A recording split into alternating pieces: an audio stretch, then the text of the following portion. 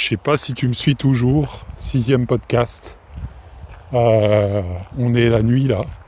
Tu vois, il est pratiquement 23h30. Je me balade encore dans la nature. J'adore les marches nocturnes. Je trouve que c'est apaisant. On est loin de la bêtise ambiante. Que ce soit la bêtise ambiante humaine en physique ou que ce soit la bêtise ambiance en virtuel. Alors peut-être que tu entendras un peu de vent dans le micro. Donc dans ce cas-là, ne t'énerve surtout pas. On a une légère brise ce soir. Très agréable d'ailleurs, après la canicule. Et en parlant de bêtises humaines ou en parlant de conneries ou d'incompétences, il faut que je te raconte une petite histoire sur ce podcast. C'est l'histoire de Zouli la pieuvre. Alors ne rigole pas. Aujourd'hui, il y a une tendance qui se dessine dans l'industrie du SEO. Ce sont les mascottes. Le marketing avec les petits animaux, tu sais, pour attendrir le client et lui vendre de la satisfaction au lieu de la performance. Et donc dans ce cadre-là, sur un de mes sites de niche, j'ai été contacté par Zouli la pieuvre, qui était une agence SEO, hein, on va pas se le cacher, et Zouli la pieuvre voulait travailler avec moi. Donc et je suis allé voir le site de l'agence SEO. Alors le site était très joli, mais il n'y avait aucune âme, aucun personal branding, il n'y avait rien. Au niveau du trafic, il avait 0 de trafic, le mec. Il n'était même pas positionné sur des keywords. Et il me disait, je vais t'optimiser 3 requêtes locales. Donc moi, écoute, ça me fait vraiment rigoler. Je voulais te partager cette histoire ce soir. Donc j'ai été déjà contacté par des personnes hors France, mais alors ça, c'est un des meilleurs coups qui me sont arrivés. Je te partagerai, je ferai un épisode Zouli la pieuvre 2, parce qu'il faut vraiment que je te partage le mail. Tu vas tomber de ta chaise, tellement c'est ridicule. Bref, j'ai un site qui fait quasiment, dans sa niche respective, 5000 visiteurs par mois, et le gars il fait presque 0, et il veut m'apprendre le SEO. C'est ça qui me fait marrer en fait. Il veut m'apprendre à faire du ROI, alors que je gagne autour de 1000 € par mois. Je prends 2-3 litres par jour. Le mec veut m'apprendre à faire du SEO et me contacte. Zouli la pieuvre me contacte. En fait, d'un côté, j'ai rigolé parce que ça m'a fait quand même marrer.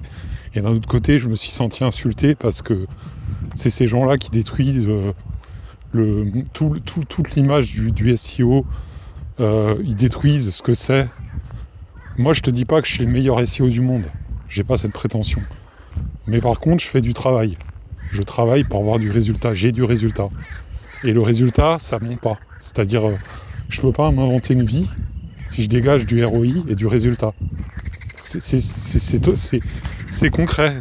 Ah là, il y a les canards qui s'énervent. Tu l'entends ? C'est pas des pieuvres, c'est des canards. Ouais. Et c'est le soir, ils sont contents. Bon.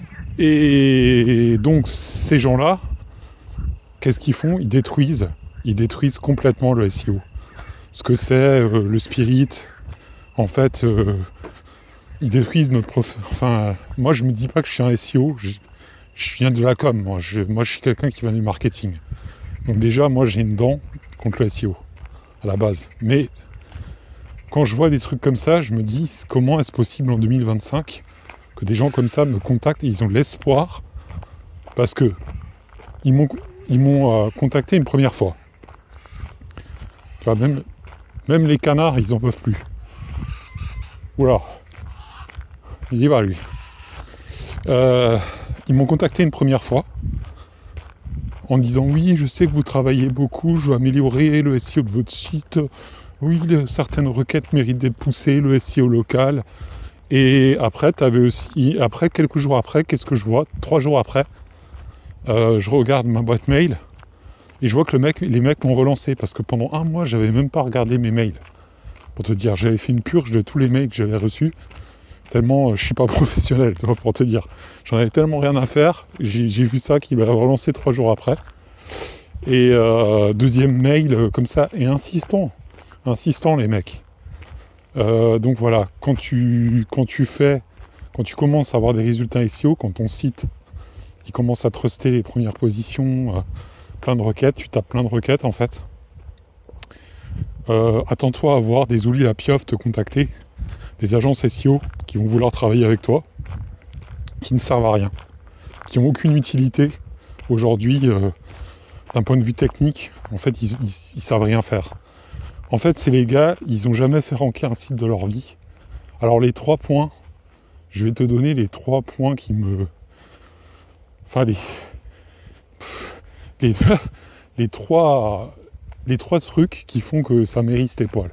Donc déjà, les mecs te contactent, ils n'ont jamais fait ranker un seul site de leur vie. Même pas un site de niche, même pas leur propre site.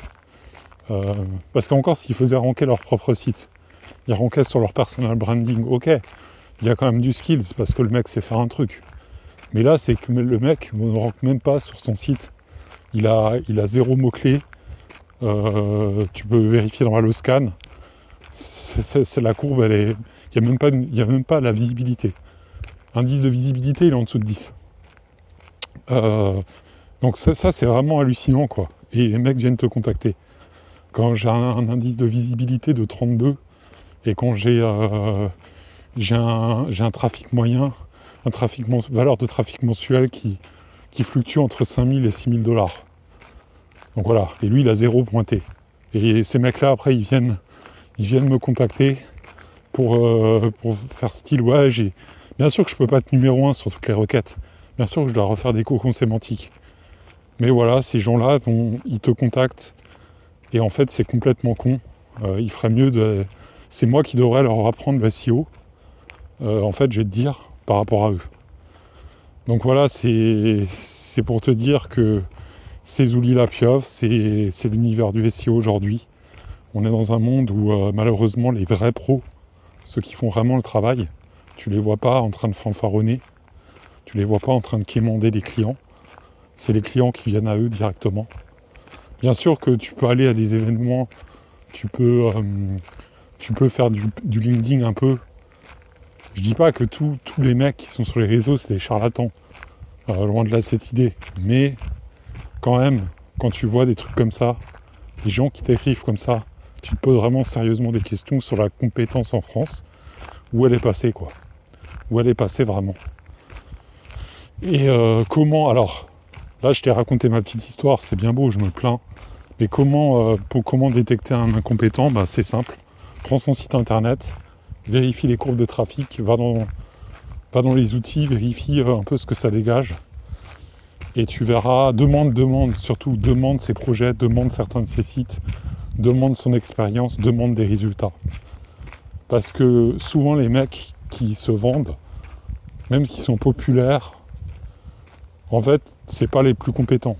C'est pas les mecs qui vont t'apporter le plus de compétences. Donc si jamais tu as envie de travailler avec un mec qui fait du ROI, déjà tu vas le sentir. Tu vas aussi le sentir quand le gars te parle, tu vas sentir ce mec. Là, je suis en train de ressentir, je sais de quoi il parle. Ça se sent le mec. Il n'est pas en train de me pipoter. Et là, vraiment, j'ai eu l'impression d'être pris pour un con, mais que le mec il se ridiculisait devant moi. Et donc son agence SEO qui était, je pense, fraîchement montée. Et tu vois, tu avais même sur le site un chatbot, tu avais tout qui était nickel, mais tout le texte était fait avec du chat GPT sans âme. Et le mec, il s'inventait agence SEO comme ça, alors tu voyais qu'il avait jamais fait des SEO de sa vie, quoi, le gars. Il avait jamais monté 300 sites, fait péter presque tous ses sites, fait n'importe quoi avec les sites, recommencer pour apprendre à positionner les sites des cocons sémantiques. Donc, et après, c'est ce genre de mecs qui veulent te faire la morale et la leçon. Moi, c'est un peu un coup de gueule ce soir. Je t'avoue, c'est un coup de gueule parce qu'il faut que ça sorte. Mais c'est symptomatique de notre société. Et ces mecs-là, ils vont mourir tôt ou tard. Ces modèles d'agence, je te prédis leur fin. Ça va complètement mourir parce que Ils peuvent pas, ils vivent sur quelques clients, sur le dos des clients, et ils leur facturent ça plusieurs milliers d'euros. Et ils vont vite tomber parce que ils n'ont pas les reins assez solides. Ils n'ont pas les reins assez solides. En fait, c'est que du mensonge à tire-larigot. Et voilà. Donc en fait, Zouli la pieuvre, pour revenir à l'histoire, elle m'a contacté, mais elle m'a pas pris dans ses tentacules, heureusement. Et voilà, je voulais te partager ça, les vendeurs de rêves. Donc t'as Zouli la pieuvre, je crois que t'en as une, t'as des loutres, t'as des dromadaires aussi sur LinkedIn qui se baladent pas mal là, aussi en ce moment. Bref, tout cet univers-là de branguignoles, c'est juste gerbant. C'est à la fois drôle et gerbant, tu vois, c'est les deux à la fois. Parce que c'est des gens, en fait, qui n'ont jamais eu aucun résultat. Ils savent pas ranker, ils sont pas pros, en fait. C'est que de la façade, du branding, du storytelling à 2 balles. Voilà, pour briller sur une carte postale, briller en société, briller devant les autres. Mais quand tu creuses, il n'y a rien, c'est du marketing, c'est du vent. Marketing bullshit, on va dire.